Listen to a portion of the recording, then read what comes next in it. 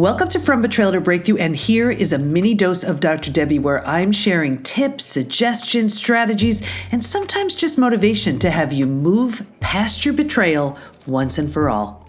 I work with so many highly sensitives and empaths who've been betrayed, and while betrayal is painful for everyone, it's so inconceivable to the highly sensitive and empath because they can feel what someone else would feel by doing something, so they think ahead and they know how painful it would be, and very often that's the reason why they don't betray.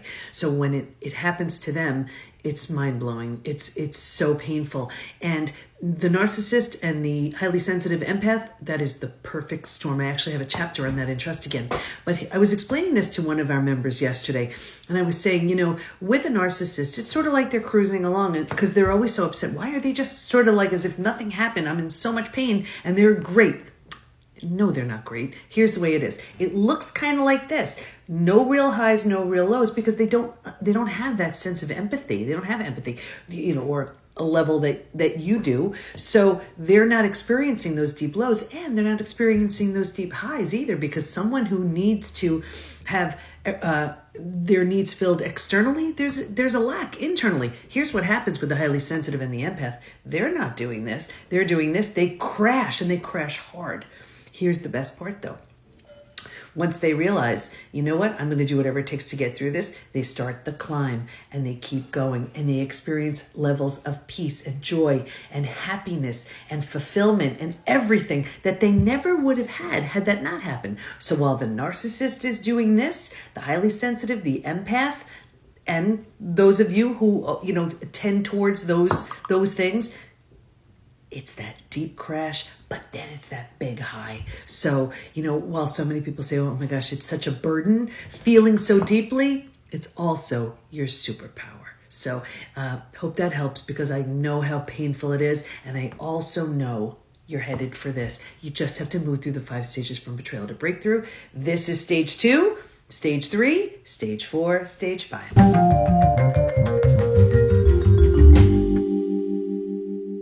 I was working with one of our newer members yesterday, and she said, well, I imagine you want to hear my story, right? And I said, well, just so I know the lowest hanging fruit that we can kind of hold on to move you forward. And she gave me this kind of surprised look. She said, it's so interesting, for years, her situation is, years already. For years, I've been going to therapy and talking about it. And talking about my story and exploring it and expanding on it and talking. I'm like, okay, well, do you feel that you've moved any more towards healing in all of that talking? She's like, no. Here's the thing. Yes, you need to unpack it, but betrayal hits you physically, mentally, emotionally, psychologically, spiritually.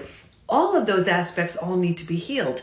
And out of the 5 stages from betrayal to breakthrough, if anything is going to keep you rooted, glued, and stuck in stage 3, the hardest stage to leave, it's going over your story endlessly without a plan to move forward. Now, yes, you need to unpack it, but you also need strategy to move you out of stage 3 into stage 4, into stage 5, and beyond. So if you find you're really good at your story, and you say it the same way and it generates those same emotions and you feel the same way after sharing it over and over and over again, consider what you're doing. You're solidifying that spot in stage 3. You don't want to stay there.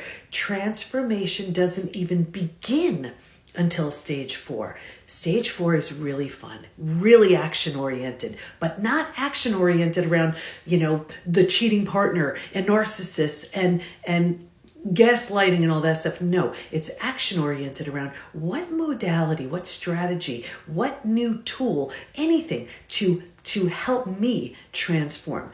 What parts of me do I want to keep? What parts of me do I want to let go? Really fun when you get to stage 4. That's also where the downloads start to happen with ideas that you didn't have access to beforehand. So if you find you're stuck in stage 3, you don't belong there. From Hardened to Healed, my book From Hardened to Healed, is just for stage 3. But either way, move forward. You deserve it. Do not stay stuck in stage 3.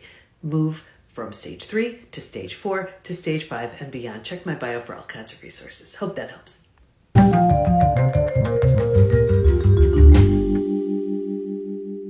an open Q&A within the PBT Institute with me, and it's called Coffee Chats. And in the Coffee Chats, regardless of the level of membership, members get to meet with me and ask me questions. So there was a woman yesterday, and she said that she had just come from couples counseling. She was in couples counseling for a few months, and she just really didn't feel like they were getting anywhere. Now, some couples counselors are amazing, but here's what I see. We have so many people coming into the Institute where the only intention is just to make the couple, okay enough. Almost like bring it back to what it was. But what happens is the person who's been betrayed, they never feel validated. They never feel heard. They never feel understood. And there's really very little change there because there's like so much compromise on one side, so much compromise on the other side.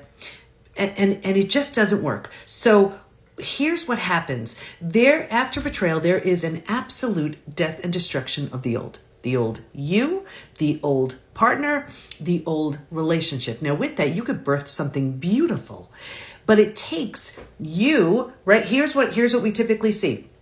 You're so heartbroken. You're so upset. You just want it to go away. So this is what you keep doing. And this is also where repeat betrayals happen. So you're signing up for more of the same without the massive changes and transformation that's waiting for you. What you want to do is you want to heal physically, mentally, and emotionally. Now, I see it all the time.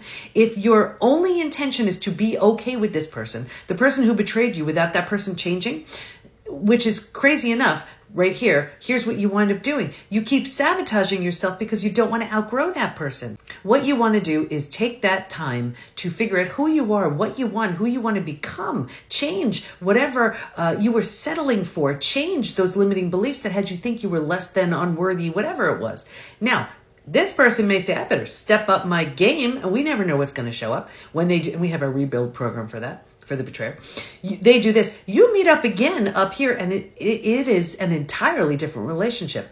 But if all you do is do like, okay, whatever it is, so we're just okay together, it's more of the same. You deserve so much better than that. You deserve to do this, create a life filled with love and meaning and support and success in every area that's meaningful to you. This person can step it up to become the same. You meet up here as a power couple.